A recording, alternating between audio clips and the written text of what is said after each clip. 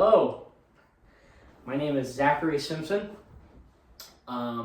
This is Samuel Jessup, and this is our new podcast we're starting, named The Carrot and the Fro. So today we're going to be interviewing Sam. I figured it'd be a really good way to get to know the both of us before we start interviewing other people who won't be a part of the podcast. To make it clear, I am Zachary, your host. This is my co-host, Sam.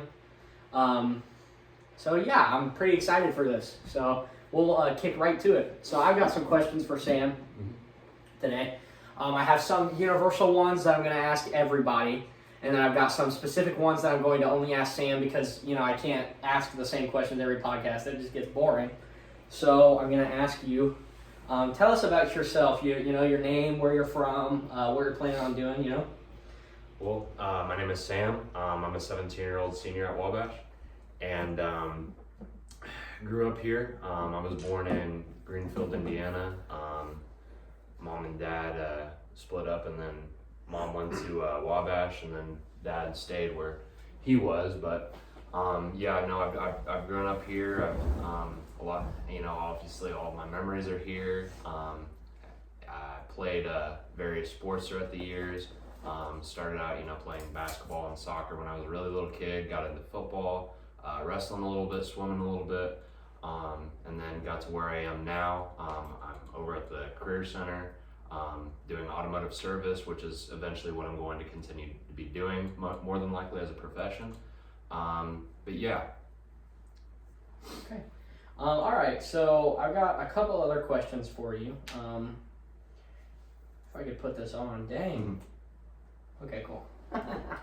Okay, so one thing I really want to get into with each guest is how, just their personalities before we start asking them the more personal questions, right? So you just explain to me your name and your background. So what type of music do you listen to? And, prefer? What type of music do you like? Really anything, honestly. For the longest time, I absolutely hated country. I got into sophomore year and I up until that point, absolutely, sophomore year, I just completely changed as a person, I think. A lot of my interests and values completely went to the opposite end of the spectrum, country being one of them. I really started growing a fondness for it. That was about when I started really getting into high school football because I didn't play my freshman year. Yeah. And sophomore year, it's almost all you listen to on the bus after a win, so... Whiskey Glasses by Morgan Wallen was the first song that actually got me sort of into country, and then on my own I started getting into Luke Combs specifically When It Rains It Pours. I heard that song for the first time, and just the energetic upbeat, and you can call it country pop, you can call it whatever you want, but in all honesty it's just really, really soft to the ears. But really anything. Rap, I've always loved it, especially with the poetic aspect of it, the lyricism of it. It's really telling a story from each perspective. And then obviously rock. I'm more into the classics. The 70s through early 90s. All of the AC/DC, the Van Halens, and so on, the Queens. All that so on. I've gotten into that more recently. I love reggae. Really specifically, obviously Bob Marley, he's the king of it, but he had the band The Wailers, and Peter Tosh is the guy who I also like. He was in The Wailers, and then Bob had 17 kids, something not 17, but he had double digit kids, yeah. And some of those kids actually went on to, follow their dad's footsteps and become recording artists, and actually, because of their thick accent and because what their dad gave them, incredible voices.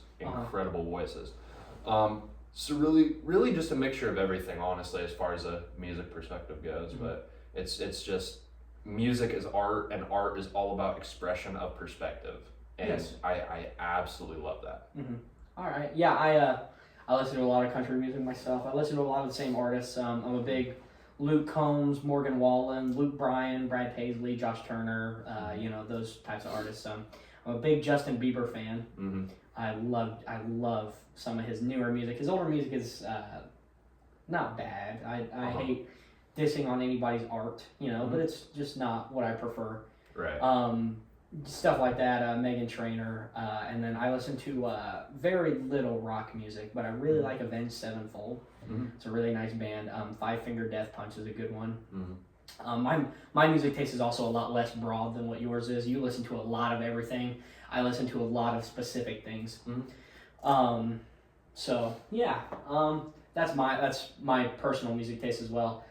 So earlier you said that you plan on a future in auto mechanics. Mm-hmm. And elaborate on that a little bit. What specifically would you like to go into? And if there's the difference between it and whatnot, Right. So I'll just backtrack to where it all started. First off, my very first time working on cars, it was with my friend. We were in Indianapolis. We were right next to. He's a neighborhood friend. My dad lives in Irvington, which that's east central Indy. It's like a little suburb. I'm like really close to East Washington. That's a really big street in Indy. Runs through literally the whole thing horizontally. But yeah, no. I was in his garage. His dad has a garage. It's two twins, but I kind of bonded with one more than the other just for the sake of automotive and everything like that. But basically, he had a 1973 Land Rover Series S. Beautiful, beautiful car. If you don't know what it looks like, it's basically like the British Jeep, and it's a 73, so it's a classic, and it is really nice. But I remember we were just taking off body panels, right? That's all we were doing, and we worked from 9 that night until 3 in the morning, right? So we worked 6 hours. I promise you, it felt like half an hour. Mm-hmm. Because it was just as simple as literally taking bolts off and then taking a panel off, and that's all it was. We did that for 6 hours nonstop, just talking, listening to music. It's something that, like, if you do really anything with your hands, and then you're just in your zone, listening to music, talking, anything really, you could do something conceivably forever until you get hungry, tired, whatever. You could almost do it forever, right? So that's when my interest started to begin and take flight. And then after that, I went to Heartland for automotive service, and really just began to learn a lot. I mean, like back then I knew nothing. Like, I'm not even kidding. That time when I was taking off body panels was the first time I learned that when the ratchet clicks, it's resetting. I always thought that's when the bolt was being turned. That's when the work was being done, was when the ratchet clicks. But yeah, no.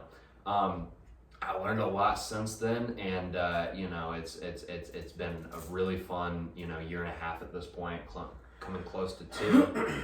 But after this, my brother, his high school friend, is one of the I don't know what his position is, but he works at Capital City Ford, which is actually just down the road from my dad, really, on East Washington. Okay. And he told me about this one opportunity that he had. Basically, as far as skilled trades are going, it's really hard to find help right now. It's really hard to find help. So what he's doing is, instead of trying to find guys who have the certifications and are able to do all this work, he's instead finding seniors and just putting them through school and then getting them to the point where they're certified. So my brother, he basically told his friend about this, my interest and everything, and he said, oh yeah, well, I'd love to talk to him, about this opportunity that I have, but essentially it's a 2-year program. It's an Associates in Applied Science, which is out in, it's at Parkland College, which is in Champaign, Illinois, right next to the U of I. And it's 2 weeks on, or no, I'm sorry, 2 years, 8 weeks on, 8 weeks off. So 8 weeks in the classroom and then 8 weeks in an internship at that, Capital City Ford. It's something that I've been deeply considering, and I think that's where automotive is going to take me. Okay, that's pretty interesting. I'm taking a kind of completely different career path. I would like to be a police officer, and preferably where we live in the county in Wabash County. But really anywhere would be fine with me. It's just been a dream ever since I was a little kid, and I always used to say, oh, I just wanted to stop criminals, because I grew up a very big fan of Spider-Man and Marvel and DC and Batman and whatnot. But as I grew up, it got more than just that. It became like a passion of. It seems so much fun, and every day is a new thing. Especially in Wabash, I'm not dealing with constant homicides and murders and dangers. Some days literally nothing will happen that'll put me in danger, and other days, there has been a shooting once every 2-3 years in Wabash. So I think that's something I would enjoy doing. That's my career goal. Started at a very young age. I've wanted to do it for a very long time. So. Speaking of Spider-Man and Marvel and whatnot, do you have any movie preferences, any specific genre or actor or something like that you like to watch? Not really too big on movies, but I watched a lot more, growing up until this point. I've really, stopped per se, but obviously, I love comedies. I grew up a huge Adam Sandler fan. The very first movie that I ever got indulged with Adam Sandler was with Little Nicky. I don't know if you've ever watched it, but it's basically where Adam Sandler is like the devil's son, right? And he has two brothers, and Adam Sandler kind of plays the black sheep, right? So he doesn't really necessarily amount to his brothers. And he's obviously the black sheep, right? And so it's like the turn of the century or the millennium or whatever, and his dad, the devil, is supposed to be retiring soon. So basically, he's deciding which of his three sons is going to take over and become the next devil, right? And he has this council or this meeting where he decides, I'm just gonna take this job for another, I don't know, 10,000 years, right? Which is, obviously, they're immortal in heaven, or heaven. They're immortal in hell. So that's not a long time for them. But yeah, so nonetheless, the other two brothers are enraged by this, absolutely enraged.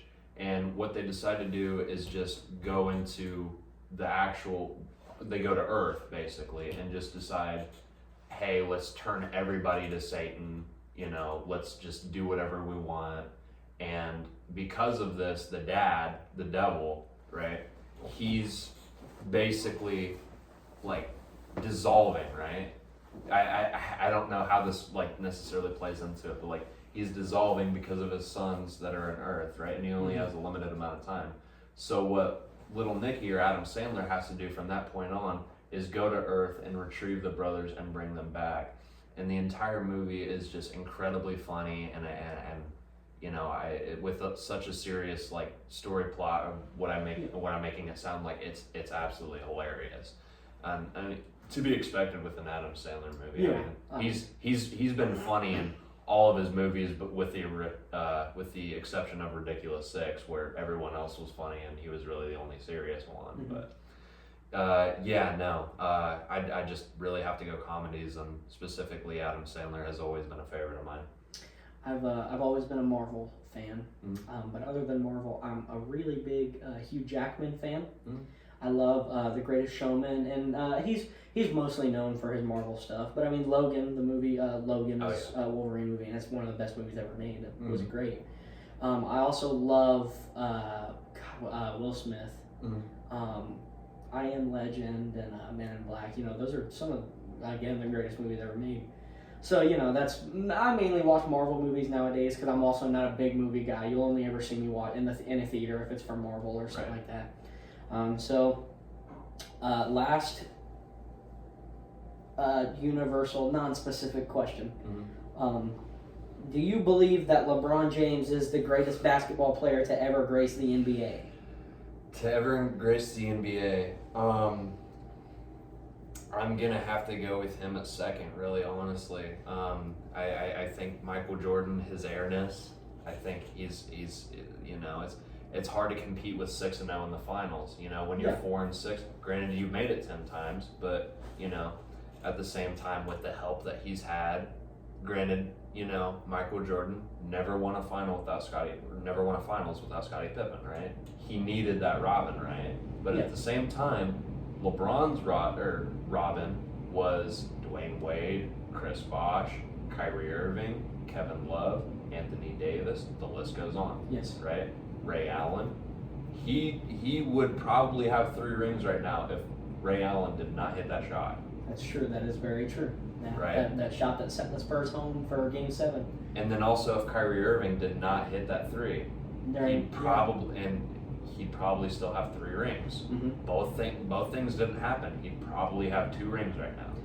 He also embarrassingly lost to that Mavericks team, that Dirk Nowitzki led Mavericks team that was just not better than the Miami Heat. You got to think that's got to be one of the most impressive rings of all time. Oh, definitely. Dirk is so good. He's right now 100% top 3 power forwards ever. Him, Tim Duncan, and Kevin Garnett are on a different level of power forwards. I feel like Giannis is on his way there right now. Mm-hmm. But until his that won't be until he's only 27. He's still got another.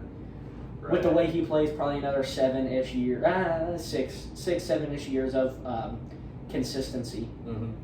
But yeah, no, Dirk played out of his mind that series. It was. Right. I've only ever watched. I think it was Game 2 of the series. Uh-huh. But still, I mean, it's crazy.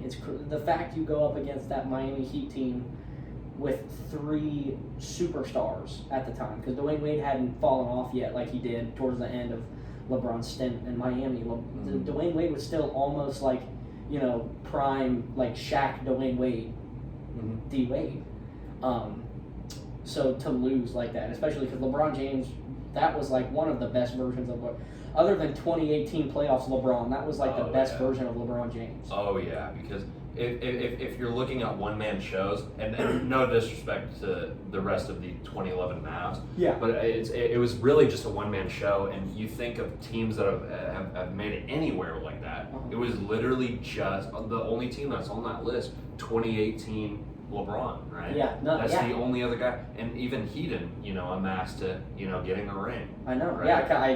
because he lost to the. Now, then again, to be fair, he He did made go it. up against that Golden State super team, but also, didn't he get swept that year in the finals, or was it 4-1? It was almost. I'm pretty sure it was 4-1. But even one game, I mean, that's incredible. It's insane, absolutely crazy. Right. And I'm not trying to disrespect the rest of that 2011 Mavs roster, but it's just you look at every other championship team, they have multiple heavyweights. They have multiple slanging bangers that are, superstars, right? Yes. You go down the list, each team has a at least 2, maybe 3, absolute, at least top 30 players in the league.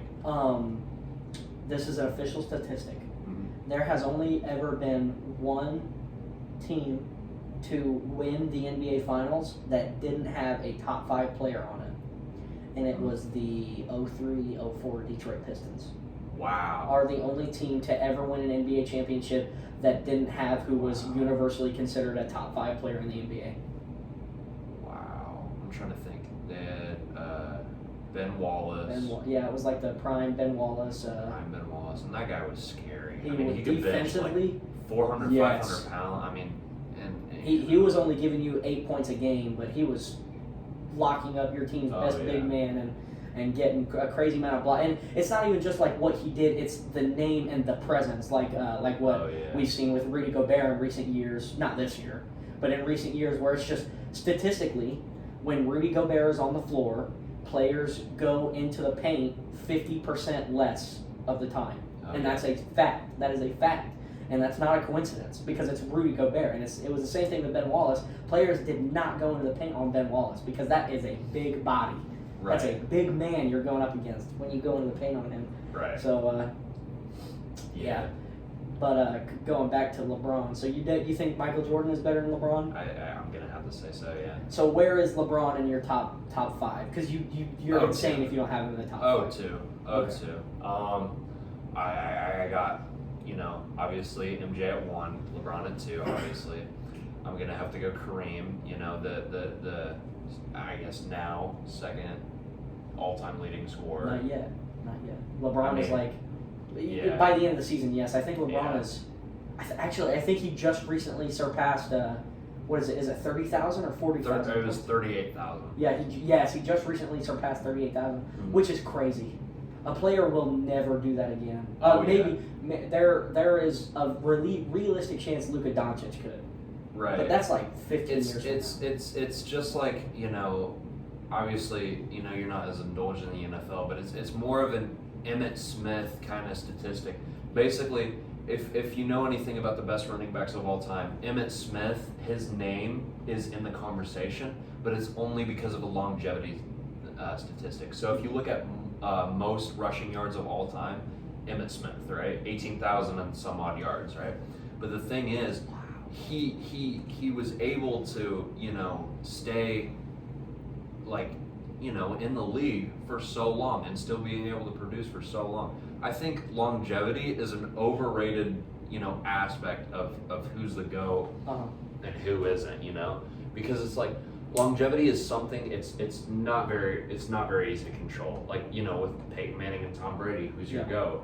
Longevity is something I don't think should be considered when choosing a GOAT.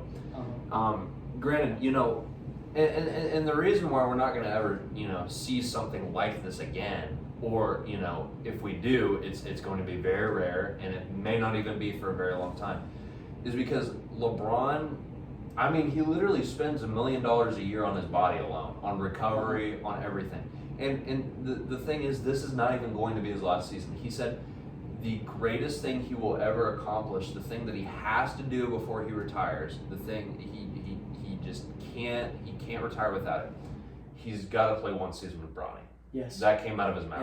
And that is what, 2 years from now? 3 years from now? He's in our grade, so at least 2 years. He's got to play at least 1 year of college. So yeah. Yeah, 2 years. So we have at minimum 3 years left of LeBron James, which is crazy. Even the longevity point of it, like LeBron James came in his rookie year, and like ever since then he has for 20 years been a consistent top 10 player in the league. This is what I don't even like saying this has been his worst year. I don't have the statistics in front of me. I would let's assume we will say that this has been his worst year because it's definitely been one of his down years. And he's still like what, top? Oh yeah. Not 7. He's probably like top 4, top 5. You have like Giannis, Luka, Jokic, Kevin Durant, Joel Embiid are like the only 5 players I can sit down and make a realistic case for. So LeBron is like right there at 6. Maybe Steph Curry, but he's been injured half the season. I guess LeBron has too. But LeBron has played more than Steph has this season. So, you have, so he's like still a top, dude, he's 38 years old. 38. Yeah. There's not a lot of guys that at his age can be doing all that. No, there's not a lot of guys. I couldn't do it right now when I'm 17. I would go to the NBA, I would average 0 points, 0.3 rebounds, 0.1 assists, and like 7 turnovers. Off like 11% from the field. Not even that high. That's like 5% from the field. Right. I think nonetheless, and this has been a hypothetical that's been asked, a bunch of times. If a random person was to go play in the NBA, how many points would they get? For the people saying, for at least for the genuine, solid basketball players, I think if you or me, or somebody that's at the very least solid at basketball from our level, yes. I think there's a good chance that there could be at the very least a bucket, because you have to think games are scored so high, right? Yes. If you look at soccer, if you look at football, scores are a lot more scarce than, you know, in basketball. Yes. I'm not even kidding. 100 or more points a game. Yeah, no, statistically. Yeah.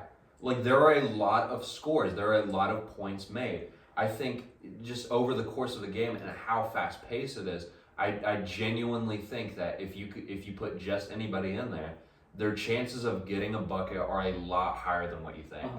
Especially because if you play for longer, like 7 minutes in a game, you're going to get one shot. Oh, yeah. Somebody's going to leave you, or somebody's going to play bad D. I mean, they do it in the NBA right now. Nobody's guarding Dwight Howard from the 3-point line, or DeAndre Jordan, or Ben Simmons. So, I mean, you know, maybe you and I might be a different story. You specifically might be a different story because you might be able to shoot on an NBA regulation rim. You're going to get left open one time. Now, I personally wouldn't like to say any of us could drive in the paint because these NBA players, their IQ and their ball watching is so much better than anybody who's not in the NBA or who has not played some type of college basketball have ever went up against. Oh yeah. So to think about it doesn't matter. I'm going to have to shoot a wide open three because and I'm 5'8", so any like Damian Lillard could close out on me and jump high enough and block my shot. So I'm going to have to hope I'm butt booty naked, and it's going to have to be in the corner. It's going to have to be in the corner. Right. So yeah. So you think LeBron is second all time? Yeah, I'm going to have to go second. All right. So, obviously, you being more of an NFL guy than you are an NBA guy nowadays. You're a former Denver Broncos fan, current Indianapolis Colts fan. So I wanted to talk to you as somebody who is more of an NBA guy. I am a Detroit Pistons fan, and in NBA terms, the Pistons' future is looking very bright. They have the former number 1 overall pick in Cade Cunningham. They have Sadiq Bey, who's looking very bright. They're going to get another top 5 pick this year. So I'd like to talk to you a little bit about how the Colts' future is looking, and you know the differences between how the Colts' future is looking and how the Pacers' future is looking, because the Pacers are a very different team than what the Colts are looking like, have looked like this year, because you know their season is over. So how are the Colts looking in the future? Let's say we'll say like what do you think the Colts' ceiling is over the next 6-7 years of your life? 6-7 years. I mean, anybody can turn around a franchise in 6 to 7 years. I think you can take, for example, the Houston Texans. If you have a competent front office, I genuinely believe that you can change the entire atmosphere. And you know, 6 to 7 years, that's a long time in the sports world. You know, that's the difference of, you know, a rookie contract. I don't know if it's the same in the NBA, but I know in the NFL it's 4 years. It depends on your pick. If you are a lottery pick, you get I believe it's a 3-year team option, I think is what it is in the NBA. I think is what the rookie deal is for a lottery pick, I believe. And then is it like shorter for everybody else? Yeah, okay. Anything outside of the first round is a 1 or 2 year deal, I believe. Okay. I think. Yeah. So in the NFL, a rookie contract is 4 years. So it's the difference from, you know, guys potentially not working out after they're drafted or after they're picked up and leaving. It's the difference from guys retiring. It's the difference from guys being traded, you know.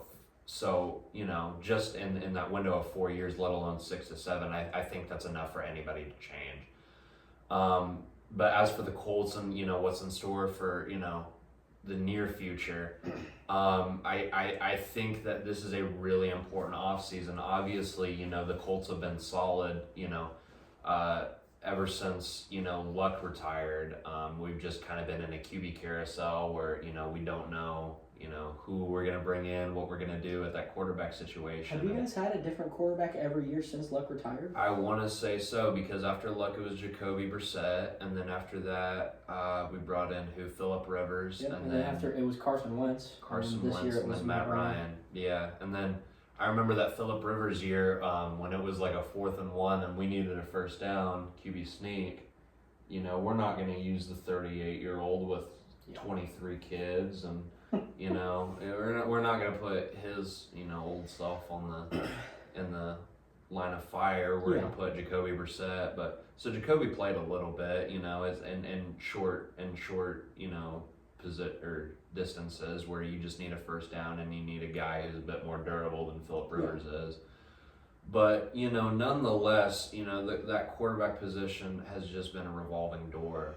And so I think with the way that the draft is going to be this year, as long as Chicago doesn't trade their pick to a QB needy team, I think Bryce Young out of Alabama is going to go to Houston, I think, obviously.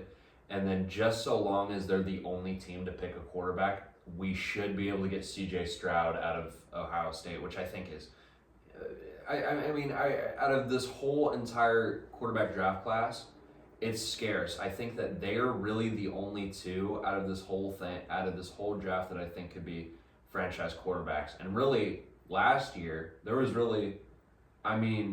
I don't think there were any. You can make the case for Kenny Pickett, in a few years, but as for now, as you were looking at him coming out of college, I really don't think that you could have said, yeah, this guy is going to be a top 5 quarterback, in his prime. Last year was the Trevor Lawrence draft, right? Or That was ago? 2020, so that was 2 Okay. years ago. Yeah. Wow, that's crazy. It's been 2 years. Right. Yes, that's right, because this year was I can't remember. I don't remember. I've never watched the NFL draft before. 2020, the first pick was Trevor Lawrence. Yeah. Or was it 21? I'm pretty sure it was. It's 2020, so then the first pick in 2021.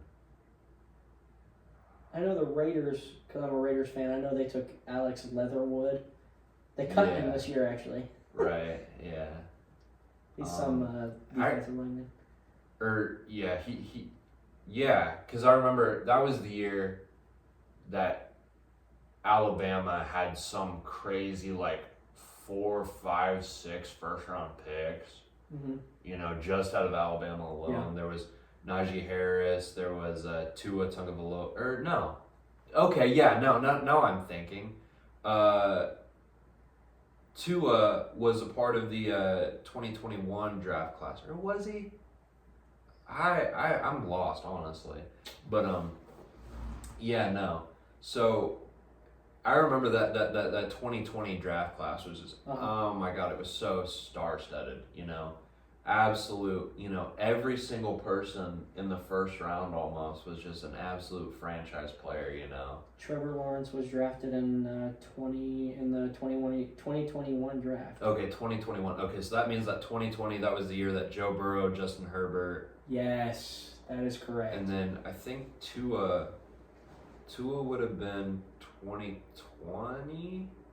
Or no, I know he was the 6th pick, but yeah, nonetheless, I think this year the only 2 future franchise quarterbacks that you could even consider being to that level are Bryce Young and CJ Stroud. And I think as of now, as long as the Bears don't trade their pick to a quarterback needy team, I think we should be able to get CJ Stroud, and I think that would be a such a vast upgrade.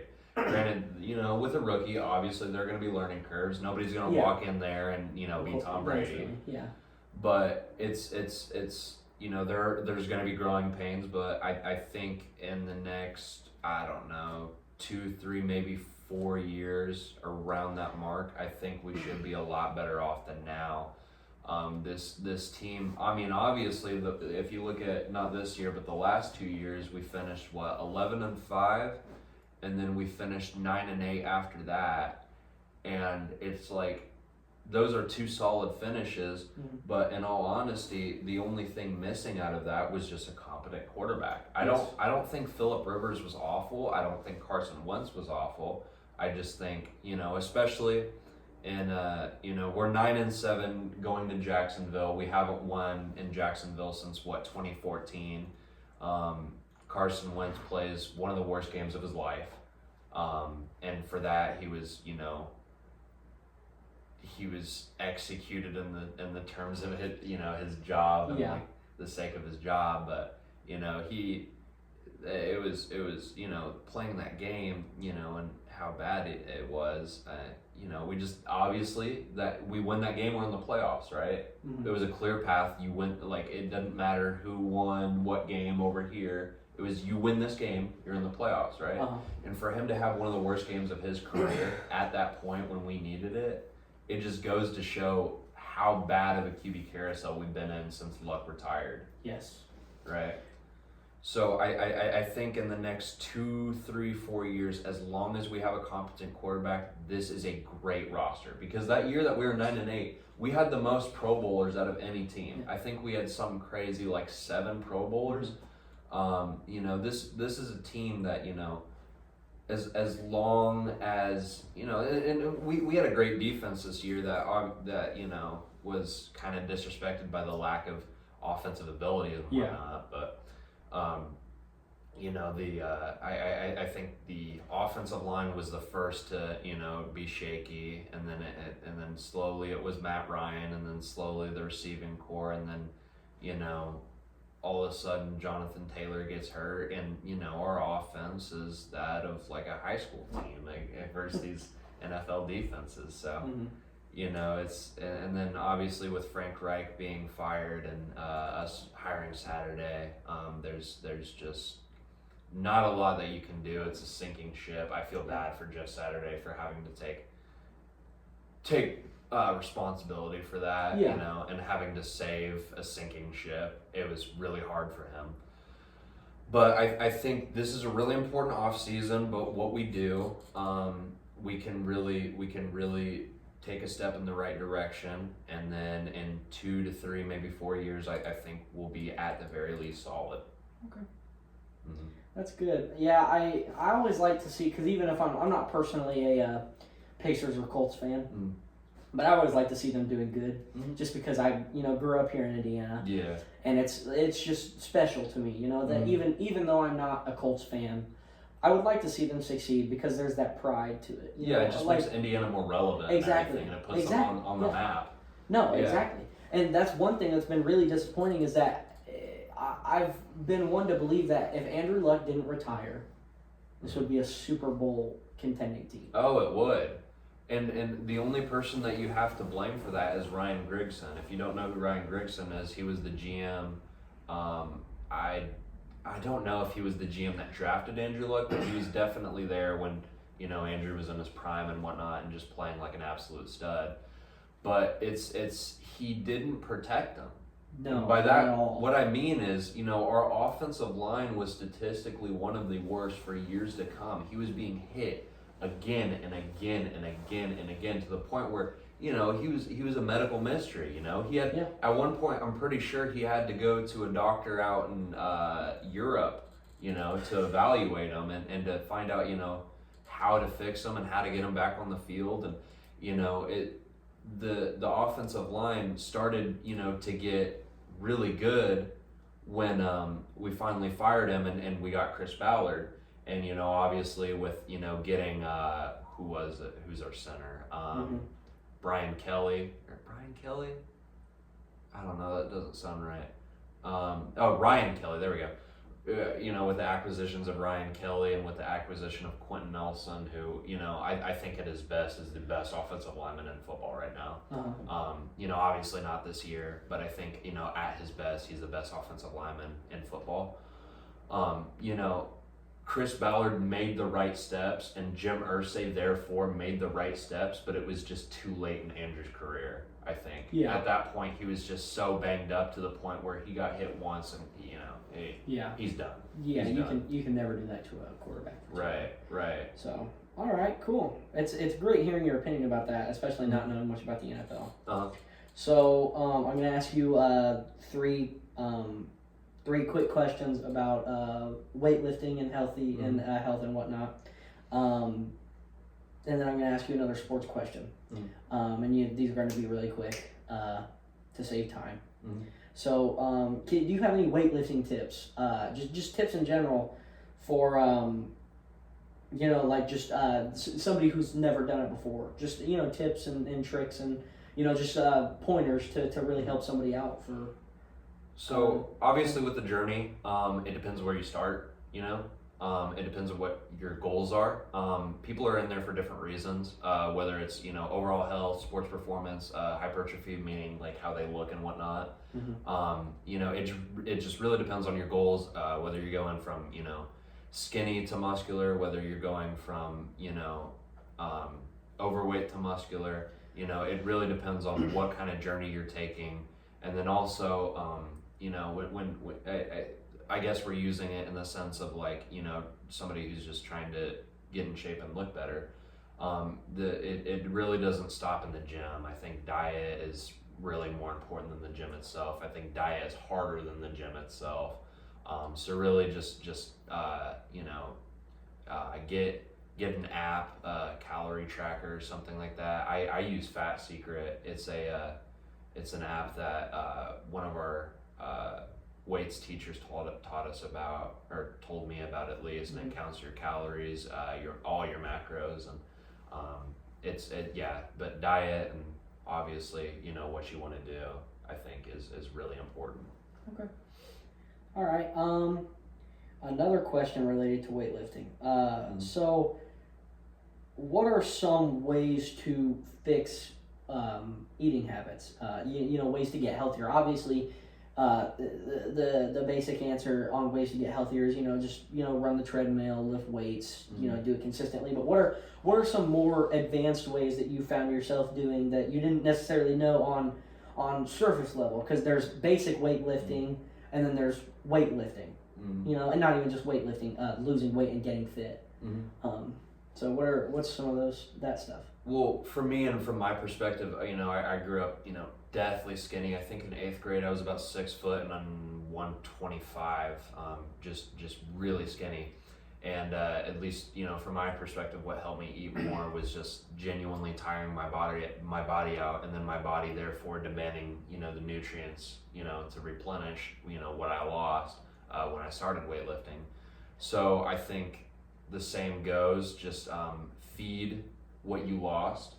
And because like the science behind weightlifting is when you know you're completing an exercise, say bench, right, you're breaking down the muscle fibers in your pecs and in your triceps and in your shoulders. You're breaking down those muscle fibers to the point where when you go to sleep, right, they're being rebuilt stronger, faster, more explosive, and bigger, right? And then food also helps that, right? Food helps them rebuild, and then sleep is ultimately when they're being rebuilt. So it's really just, you know, you think of food not as necessarily like a pleasure thing. It's a pleasure to the senses, right? It's a pleasure, you know, we want to be pleasured by our senses, and, you know, food is the pleasure to taste. Think of food more as like a tool and not necessarily as a pleasure, right? Okay. Yeah, it's hard to think about it that way, but that's the way I look at it. That's very quotable. Think of food as a tool and not a pleasure. That is very good. That's a cool perspective. I've never heard somebody say something like that before. That is very cool, actually. Appreciate it. So, second to last question. One thing I've always wondered, because I grew up a very big kid, or at least I grew up a kid who wasn't always that fit, is how does weightlifting and exercising affect athletes and their skills in ways that aren't obvious? Obviously, if I'm a football player and I lift weights, I'm going to be stronger to move people out of my way and do the stiff arming that skilled players do, or do the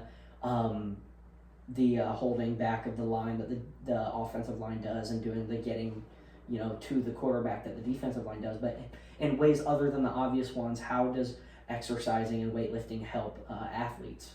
I mean, obviously put, you know, with the sheer strength that you need to play contact sports, and then conditioning plays into it, and then also I actually learned this quite recently, how cardiovascular endurance, which is, you know, obviously running and getting tired, you know, that's completely different from muscular endurance. You know, say, you know, right, you run 100 yards, right, you're gonna be panting, that's cardiovascular endurance.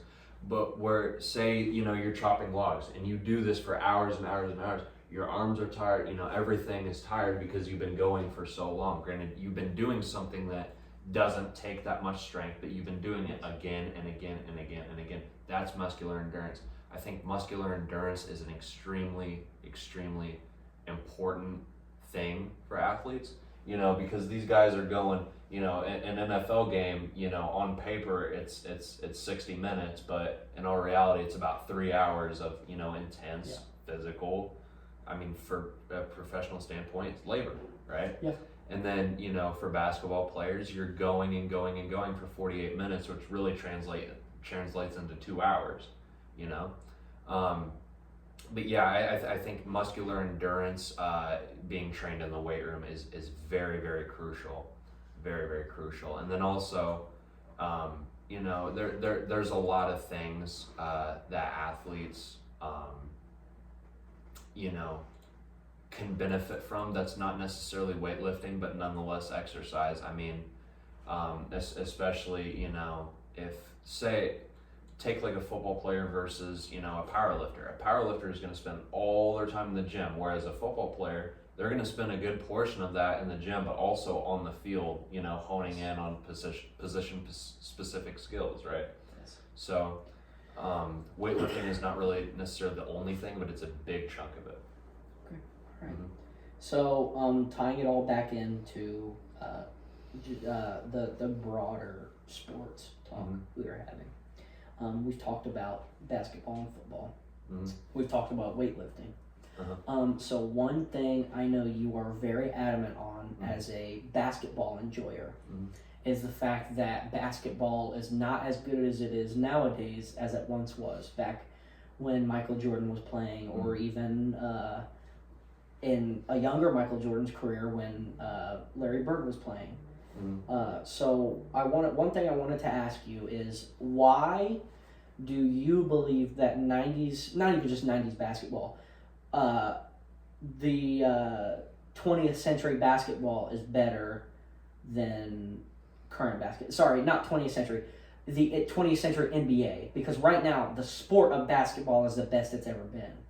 But the professional version of it, there's an argument to be made that the 20th century version of it was better, the professional side of it. So I wanted to hear your opinion about that.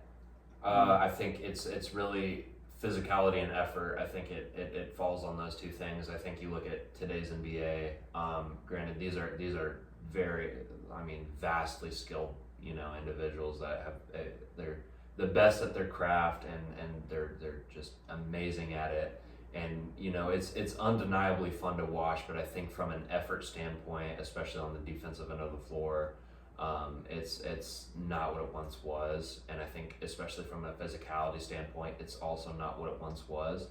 And I think for that, you know, obviously you have to blame the players because they're the ones that are actively doing it. But I think also it's hard to preserve your body over an 82 game season. It's really hard. You look at college, right? They play the way that modern basketball was intended to be played. I mean, they play hard, they play physical, they play fast.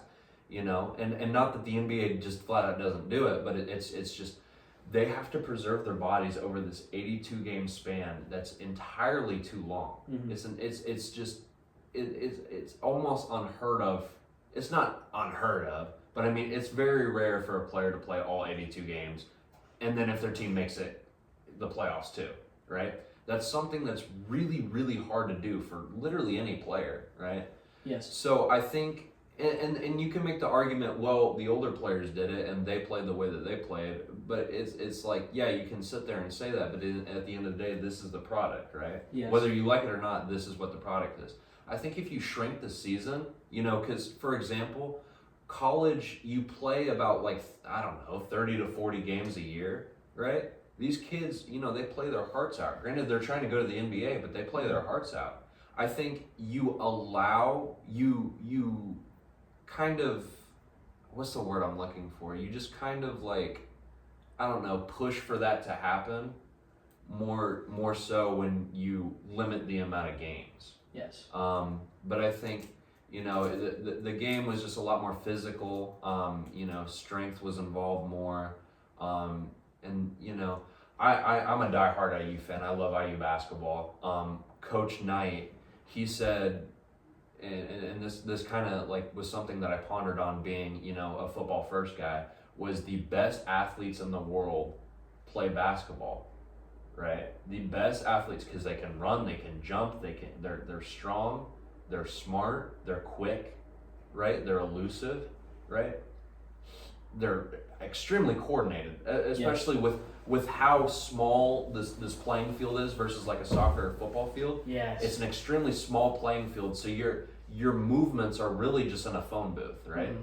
So he said, the best athletes, at least at that time, were basketball players.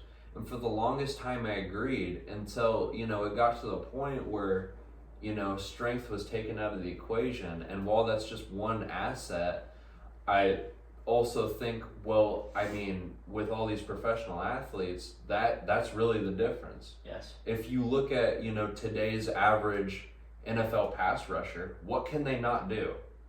Like if you look at like a Kayvon Thibodeau or a J.J. Watt or a Khalil Mack or a Von Miller or a Nick or Joey Bosa, you look at these guys, what can they not do? Mm-hmm. Very little on that list. Very little. And I think basketball players, as a majority NBA players, they are very dominant athletes, but I don't think that you can say that anymore, attributing to the loss of strength and the loss of physicality and the loss of effort and desire to play on all ends of the floor. Yeah. So that's why I'd have to say that basketball has digressed in a certain perspective, but then again, you can look at a different perspective and say, oh, well, it's evolved how, the 3-point line is so much more crucial, Mm-hmm. Harder shots farther away, much more crucial. That's an improvement, right? You look at the improvement of ball handling, you look at the improvement of, it used to be to where a reverse layup was something that was absolutely mesmerizing. Still is, but now you got, crazy layup packages and whatnot. Yes. And, it's more, it's poetic in that sense. Yeah. Like, especially when you see Kyrie Irving lay the ball up, it's almost it's like, I consider it poetry. It's a science to him. Right. Not a science, it's an art. Right. It's an art form. He makes it look so easy. Right. And like these, I can never do some of the things he does. Oh, and yeah. it's crazy. It's acrobatic. It's extremely acrobatic. Some of the stuff that Kyrie Irving can do, and Damian Lillard, and what Russell Westbrook did his MVP year specifically. That is one of the best single season performances of all time. Mm-hmm. I was watching today. I was watching the playback of a Denver Nuggets Portland Trailblazers game that happened last night, and in the first quarter, Nikola Jokic fouls Damian Lillard when he goes up for a layup, and he blocked his shot. It was a clean block. It was a very good block, but Jokic's hand was literally just like this on his hip. All he did was touch him. Didn't really impede his shot at all, and they called a foul for that. Yeah. And that's one reason why I am a very avid. I just want to enjoy basketball for what it is right now. I understand that there's a argument to be made that 90s basketball was the best ever and better than right now. And while that might be correct, I love basketball for what it is right now. It's hard to look at stuff like that and be like, wow, like that because that's absurd. In all intents and purposes, it's a block. But because it's like they took the contact completely out of the game, just completely, at least at a professional level, it's not there. So yeah, that's one of my main complaints about it. Right. Yeah, that's something that I really I don't know how, but I forgot to I forgot to add to that list. But officiating is just gotten plain awful. They're especially in the I used to say how everything outside of the paint is basketball, everything inside the paint that's football, damn near football. But yeah, no, it's and then the officials, they don't let these big strong guys get away with what they really should get away with. The paint is supposed to be this area where you got 7-foot gladiators Yes. who, absolutely kill each other and play as hard as they can to get a bucket within, 6 feet, Mhm. right? That is almost all out war, Yeah. right? Yes. It yeah. used to be, and I'm not even kidding. Watching, like, you take sports way back to the the Roman days inside the Colosseum, where you wanted to see these big, huge guys fight, wild animals and Mhm. stuff like that. Just watching the gladiators, because Yeah. they're really good at their craft, they're genetically gifted, and it's just mesmerizing to see. And I think now you're taking the physicality standpoint away when, biologically as humans, we love physical nature. I mean, if say, and intrinsically humans love violence, we love fighting, because in all honesty, if you're I've heard this analogy, and I've heard, rebuttals against it, but I agree with it for the most part. Say you're at an NBA game or an NFL game, you're watching football, you're watching basketball, right? And then there's a fight that goes on behind you. You're gonna flip your head Yeah. and you're gonna watch that fight, Yes. right? And the rebuttal is, yeah, it's more rare for that to happen. Yeah. But in all honesty, it's something that, intrinsically grabs our attention. We flip our head to it. We're automatically interested. We want to know everything about it, because it's as humans, we're attracted to the vulgarity of things. That is more vulgar than this. Mhm. We're attracted to vulgarity, I think. So I'm not saying, they should just absolutely beat the living crap out of each other and Yeah. just absolutely wail on each other. But I'm saying it should, the modern day officials just make it as close to a non-contact sport as a contact sport can get. And for that reason, it's just harder to watch. Uh, And for that reason, I think that's one of the reasons why the NBA has digressed. But yeah. all right. Cool. Well, I appreciate you taking the time to do this with me. This is Sam. He will be our co-host for the rest of the podcast. We've got some pretty cool guests lined up for the future. When those podcasts will be out, we don't know. They'll be out soon. We'll have another one relatively soon, within the next week or two. So my name is Zach. This is Sam. This has been the Carrot and the Fro episode 1. So